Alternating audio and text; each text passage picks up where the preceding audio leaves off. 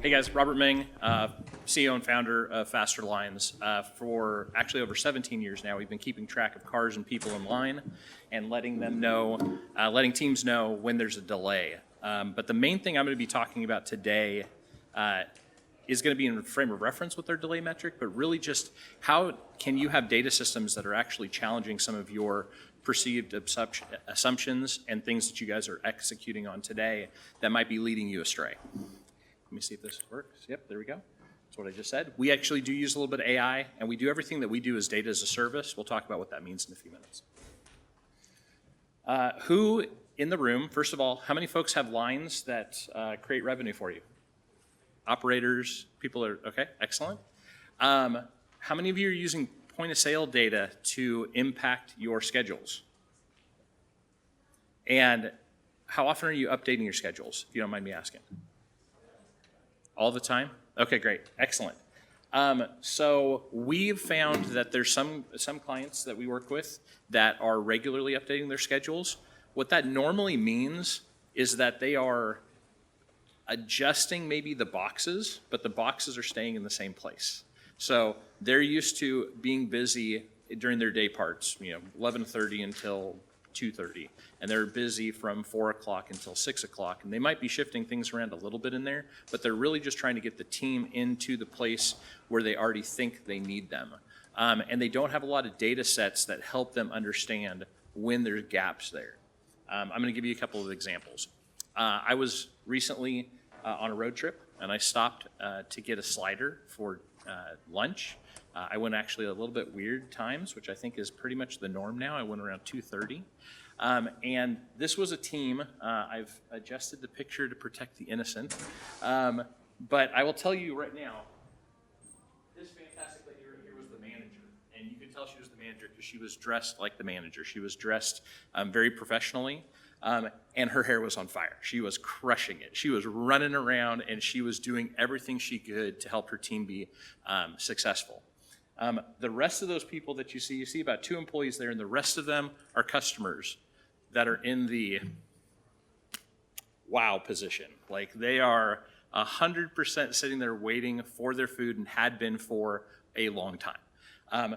What you do not see was this is what the outside looked like. And this is our friends at Chick-fil-A. This is not a Chick-fil-A, by the way. They were completely center-muraled outside. They had cars wrapped all the way around the building at least once, if not about a time and a half. And this team was drowning. They only had 1 fryer open. They had 3 fryers. You could see only one of the fryers was actually open. Their team was scrambling to serve people, but there was no way that they were going to execute because there was so much business there to execute on that the 5 or 6 people that were there couldn't do it. They needed at least 8 to 10 in order to get to where they needed to be. And their customers were feeling it, and most importantly, their employees were feeling it. You could see it on their faces. It was very challenging. Is this happening at your locations? And if it is happening, how do you know? We actually reached out to an operations team member at this location after the fact for the corporate office. And they said, well, we have some solutions there that give us a sense of what the time was per customer. And I said, is that tied into point of sale? And they said, yeah. I said, so you can see what was happening, what you executed on. And they said, yeah. I said, but can you see what you didn't execute on? Do you have a data set that helps you understand what was happening outside of what you actually did, what the opportunity was? And they said, oh, that's interesting. I don't know. Let me get back to you. I'm going to dig in on that. And we're still having that conversation. Let's see if this moves forward. There we go. This is what you can't do anymore, right? You cannot create Alamo experiences. You cannot create battles that your team cannot win and not have the cavalry arrive, right? Not have the support arrive, because people will quit. They will feel defeated. They will feel like they're not empowered.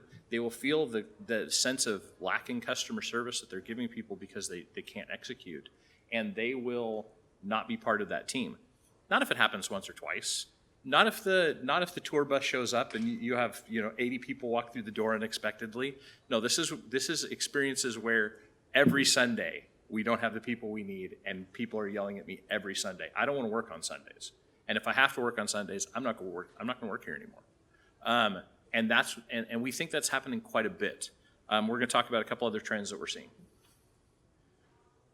You can be the support. You can be the cavalry. If you know what's happening, if you can find out these trends that are happening, you can give them what they need. You have goals as far as man hours and execution, but that's based on production. And if you knew that there was more business and more opportunity, yeah, every store could be at max capacity. If you have stores that you feel like are at 100% capacity, God bless you. I'm excited to see your next store open up, 3 miles down the road. That's fantastic. Most stores do not feel like they're at 100% capacity. And so the goal is to figure out when demand is outperforming our execution, when there's more customer need, and that we could actually meet that customer need with a couple more team members, an adjustment to the schedule, some training, or some process improvement. It's really funny, Nicholas was actually speaking exactly to that, right? Like, most of the time sometimes it is, we need more people. Sometimes it is, our people are not in the right place or they're not doing the right thing. Where do you have those data sets today that are helping drive you to some of that learning? I had another experience. I think this one's okay. I don't think Kava's in the building, but I had a great experience at Kava. The food was outstanding. The issue was, and you can actually see it here, 2 employees at the front of the house. One working the register. The register experience was fantastic. They were executing at about 30 to 45 seconds per person. Yes, I know this because I'm a total geek and I had my stopwatch out and I was watching because that's what I do all day long. The experience lacked for the first part of the customer experience. They had 4 people in line here and only 1 person to produce the food for each one of those people. That food production was taking about 2.5 minutes per person to create that bowl of food. If they had 1 more employee there, they would have doubled their revenue that hour. There was constantly people that were in line, and they could have continued that flow. The other thing that they were absolutely doing, because this was at a normal lunchtime, this was like 12:30, they were proving to people that lunch took too long if I went to Kava at this hour. It's delicious. I want to eat this food, but I don't have the extra 15 minutes to wait in line to get my food because then I only have 10 minutes to eat because I got 5 minutes to get back to the office. And you could really see it. You could see people as they were getting agitated.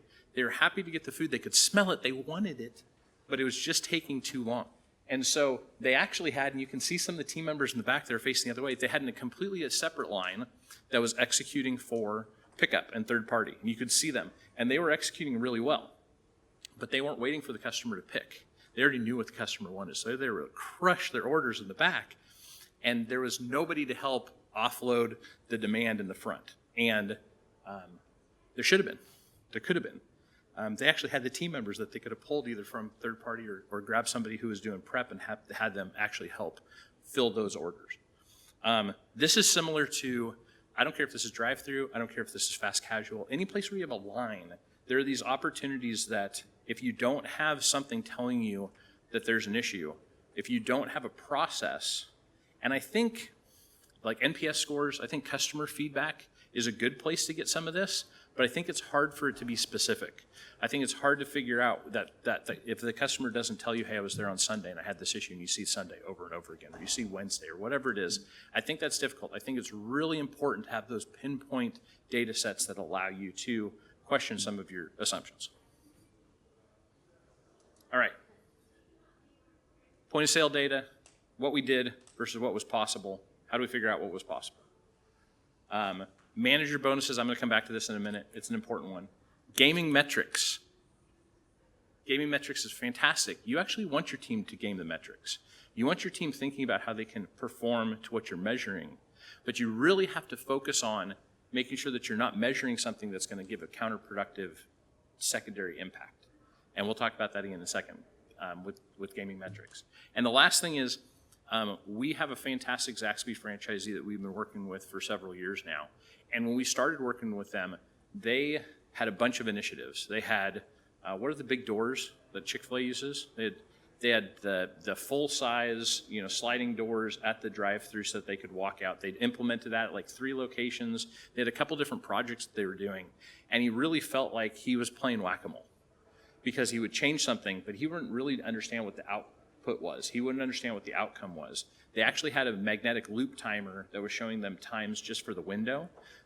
It was hit or miss on how accurate it was, and more importantly, it didn't give him enough of the data set to understand what impact was when he was doing these experiments. And he would tell you, actually, we have a podcast on our website where he talks to the restaurant technology guy and talks about how our data set helped him feel like he wasn't playing whack-a-mole. He could actually have an experiment and see what was happening and see the actual outcome and the impact. This is kind of how we use our data. Our heat map is our best tool. The heat map actually shows you hours in the day per location, per district, per region for the entire company when you're having these issues. And you can really start to overlay, is this a location issue? And is it repeating, or is it just a one-time thing? Is this a district issue? Is this a company-wide issue? Is this something that's happening at our slower locations and it's different at our faster, higher-end locations? You can really start to glean what's happening at the locations and find out where the opportunity mismatch is. We'd love to talk to you about that more. We're in booth 19 anytime this week. And so we have a couple other things to think about. When are we updating our schedules? Are we still locked into the idea that breakfast is at this time, lunch is at this time, and dinner is at this time? How are we figuring out that our environment is shifting? We had a customer recently that did not realize that they had an entire closing shift for a manufacturing plant, and they were closing at 7 o'clock, and their team was shutting down at 7 o'clock. Even though they were open at 9, they had already let half of their team go, and then they were getting crushed every night from 7:30 until 8:30, every single night. But they didn't have a data set to tell them, because the point of sale was telling them, oh, we have pretty steady business from 7:30 to 8, and we do this many orders. No, you could have done 3 times as many orders, but you've let your entire staff go. Where are those places where you can find that data? It doesn't have to be my delay data, but find those places where you can identify how this is happening and how it can stretch or break your assumptions. Transactional, this is how we do it. We have some real-time nature, so we can get your managers out of the office and help them really dive in when the team's having a challenge. But one of the big things that we do, see if it might have already blown up. Let's see. I don't know if it's working. Nope, it didn't. Okay.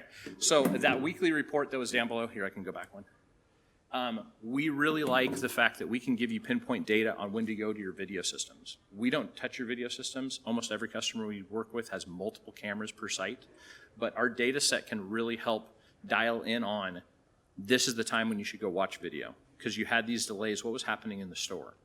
And so video, we think, should be a ubiquitous tool for all levels of management: store manager, district manager, HR, training. They should be in that video because it's the best place to get operational video. It's the best place to go get game film. It's the best place to go find out, hey, we had 100 customer ticket hour. How did we do that? We normally execute on 70 customer hours. What were we doing different during this hour where we could actually increase our capacity? Do we have more people? No, maybe not. Did our team just execute like with huge efficiency? Let's go watch what was happening good, or vice versa, what was happening bad. Why didn't we meet our goals? Why weren't we able to execute? Okay.